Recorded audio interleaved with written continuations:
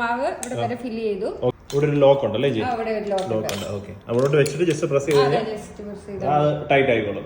Okay, പിന്നെ ഇപ്പൊ machine on ആയി കഴിഞ്ഞാൽ നമുക്ക് ഇടിയപ്പം എങ്ങനെ വന്നോണ്ടിരിക്കും അല്ലേ?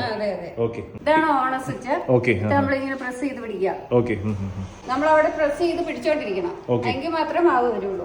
നമ്മളെപ്പോ ഇവിടുന്ന് കൈ റിലീസ് ചെയ്യുന്നു, കട്ടായി പോയി. ഇത് ഹോംലി ഇടിയപ്പം മെഷീനാണ്.